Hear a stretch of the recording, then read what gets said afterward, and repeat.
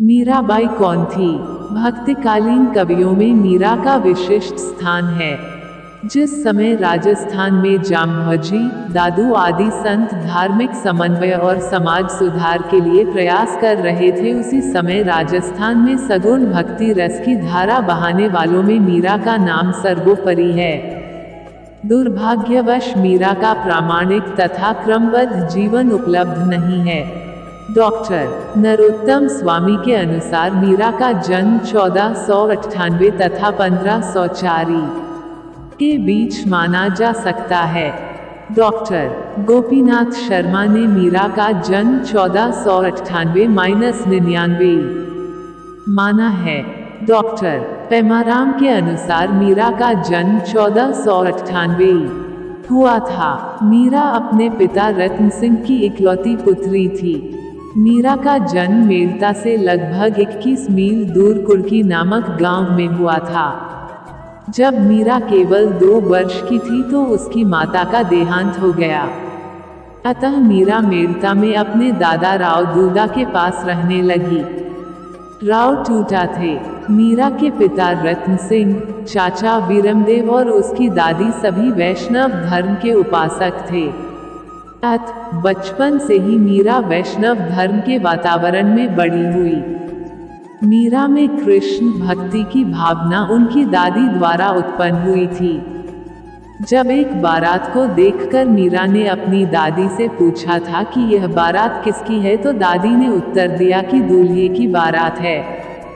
मीरा ने पुनः प्रश्न किया कि उसका दूल्हा कहाँ है, तो दादी ने कहा कि उसका दूल्हा गिरधर गोपाल है। कहा जाता है तभी से मीरा ने गिरधर गोपाल को प्राप्त करने के लिए प्रयास करना शुरू कर दिया। राव दूदा ने पम गजाधर को मीरा को शिक्षा देने के लिए नियुक्त किया थे। पंडित जी मीरा को भिन्न भिन्न कथा, पुराण, स्मृतियां आदि भी सुनाया करते थे। फलस्वरूप मीरा थोड़े ही वर्षों के बाद पूर्ण विदुषी एवं पंडित बन गई। 1516 में मीरा का विवाह मेवाड़ के महाराणा सांगा के पुत्र भोजराज से कर दिया गया, लेकिन दुर्भाग्य से विवाह के 7 वर्ष पश्चात ही भोजराज की मृत्यु हो गई।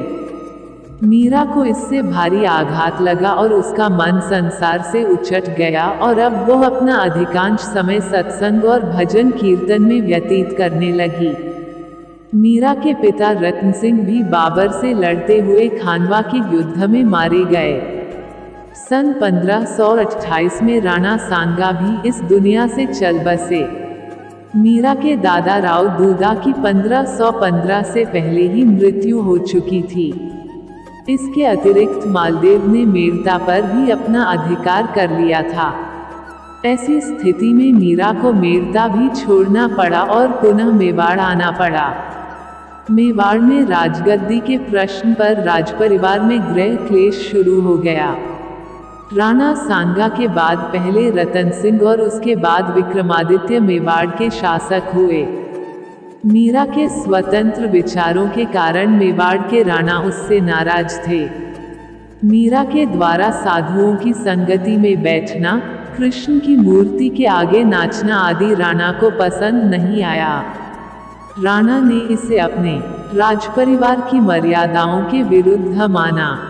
कहा जाता है कि राणा द्वारा मीरा की जीवन लीला समाप्त करने के लिए उसे विष का प्याला तथा सर्प भेजा गया, परंतु ईश्वर की कृपा से मीरा का कुछ नहीं बिगड़ा।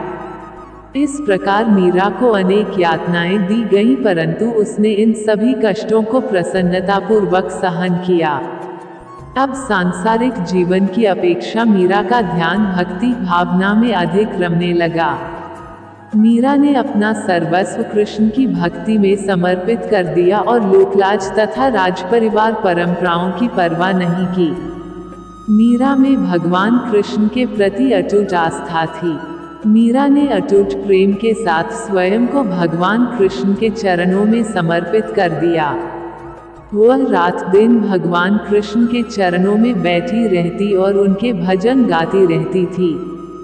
कुछ समय पश्चात मीरा मेड़ता को छोड़कर वृंदावन चली गई और वहां भगवान कृष्ण की भक्ति में तल्लीन हो गई।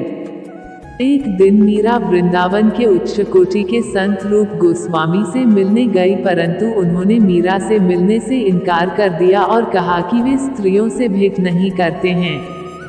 इसके उत्तर में मीरा ने कहला भेजा कि क्या वृंदावन में पुरुष निवास करते हैं? यदि वृंदावन में कोई पुरुष है तो वे केवल श्री कृष्ण हैं। रूप गोस्वामी इस उत्तर को सुनकर मीरा से भेंट करने को सहमत हो गए। कुछ समय पश्चात मीरा द्वारिका चली गई। वहीं रणछोड़ जी के मंदिर में भगवान श्री कृष्ण की मूर्ति के सामने भजन कीर्तन करते हुए मीरा ने अपना शेष जीवन व्यतीत किया। द्वारिका में रहते हुए मीरा की मृत्यु हो गई।